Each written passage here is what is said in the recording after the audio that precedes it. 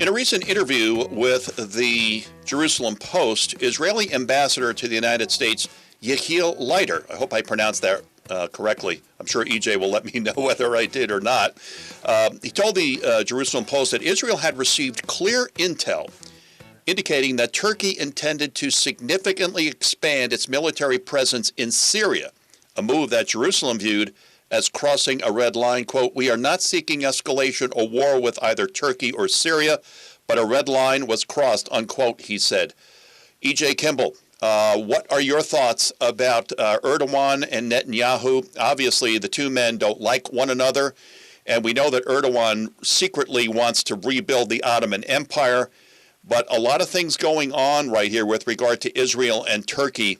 How volatile a situation is this in your estimation? Well, I think it's actually quite volatile. What we saw happen in Syria, it's very interesting. We have to take a step back and understand what has happened since the fall of the Assad regime with Jalani or Shara taking over. You had Turkey supporting him in taking over, in collapsing the regime there and taking control. And Turkey's objective is to have essentially a ring of fire to replace what Iran had as a ring of fire. And that's where things have changed. I mentioned earlier, things in Israel have changed significantly since October 7th. When they have a red line, they're not going to allow you to toe up to it, step over it. You step over that red line, boom. A red line is a red line. It's not just something that you say, it's something that you act on. And that's what happened here. There's been very clear communications that Israel has had with the Syrian government, with the American government, and with the Turkish government. They will not allow threats to build in Syria towards Israel, full stop. And what happened here was the Turks were trying to play cute. They were trying to see what they could get away with, and Israel was having none of it. They provided warning in advance, even though Ambassador Tom Barrack says the opposite. They did communicate this, that it would not be allowed, and when it happened, Israel struck. Now, the big challenge, as you've mentioned, Turkey is part of NATO, and the only way to kick a country out of NATO is for NATO to dissolve, because the only way to get out of NATO is for the country to withdraw themselves from NATO, and there's a process for that to happen. So that's not happening. I don't see Turkey withdrawing from NATO, and I don't see NATO dissolving anytime soon. So you have this conflict now between Israel and Turkey that is starting to heat up in Syria, but this is not just in Syria. Turkey has been a patron of Hamas. Hamas leadership has gone from Qatar to Turkey. And we're even hearing, I've heard, unsubstantiated at the moment, but that Turkey is now trying to support Hezbollah to gain influence in Lebanon. So we have to be very aware of the threat from Turkey and the threat that it poses, not just to Israel, but also to the United States and to NATO. Because if they get into a hot conflict with Israel, what does that mean for the NATO alliance? The NATO alliance. Oh, my goodness. That is a very important question, EJ, that you ask. Jeff Crouere, President Trump has very close relationship with Erdogan and the president of Syria. His name escapes me at the moment. Does he get involved to try to negotiate some type of settlement here? What do you think? Well, I mean, I think President Trump's uniquely positioned to do that. I mean, he's a peacemaker. Look at what he's accomplished, all these conflicts that he's negotiated an end to. I mean, he should have deserved 8 Nobel Peace Prizes, and he got none. The Abraham. Wait a minute! Didn't Obama get one for doing nothing? I'm sorry, Jeff. Didn't Obama get a Nobel Prize for doing nothing? Hold on. He walked into the White House, and that was enough. So he got it. He walked in, and he got it. He did nothing. Right. You're right. But I do think the president is a man of peace. Look at the border peace. Look at what he's trying to do in Gaza. I think he does want to try to bring about peace in the region. So I think he is uniquely positioned. Let me just say this. Please. I do have a problem with his relationship with this leader of Syria, who, to me, former ISIS. What I can tell is a terrorist.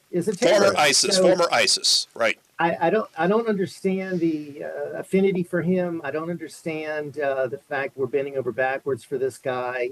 I keep getting reports of Christians being slaughtered in Syria, Christians that have a historic home in Syria.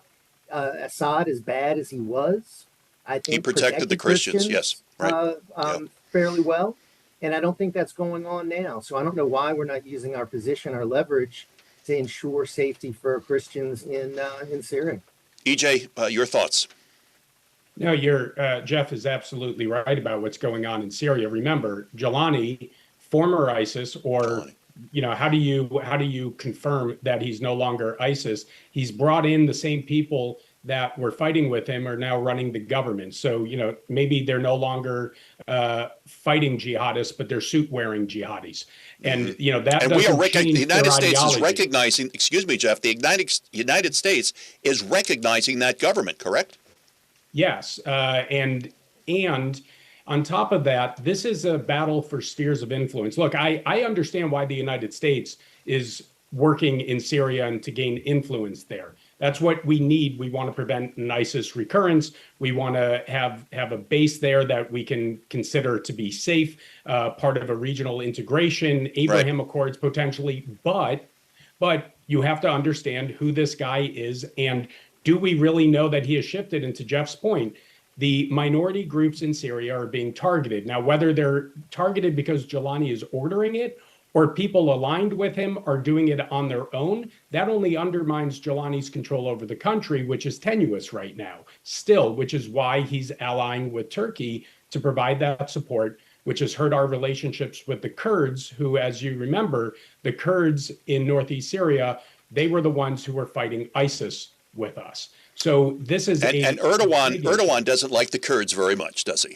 Not at all. He views the Kurds everywhere as a problem, especially for the Kurds that are in Turkey. So, this is a large geopolitical game right now going on. Israel is working to gain influence there. Turkey is, and even Russia is trying to maintain some sort of influence in Syria post-Assad. So, I think it's a very dangerous game that we're playing, and I hope that the administration has their eyes wide open about what we're dealing with. Jeff Crouere, I hope that when voters go to the polls in November, they remember that, it's not only domestic policy that they're voting on, it's also international policy that they're voting on.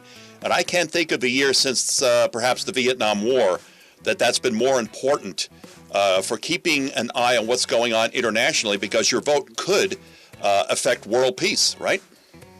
Right. I mean, it could have a major impact on each and every American. So, yeah, I do think it's going to be a big factor, as well as the economy, because people are also going to be voting their pocketbooks. So a lot of factors going to impact this midterm. Jeff, your show airs on Real America's Voice News on Saturday. Yeah, 1 p.m. Central, 2 p.m. Eastern, and we're looking forward to another good show tomorrow. We'll be watching. Jeff, thank you so much. EJ Kimball, Director of Policy, U.S. Israel Education Association. Thank you so much, EJ, for coming on our broadcast today, Digital Interactive Friday. We very much appreciate it. My pleasure. Thank you. Thank you. You're watching Your News Talk America. Digital Interactive Friday continues in just a moment. Please stay with us.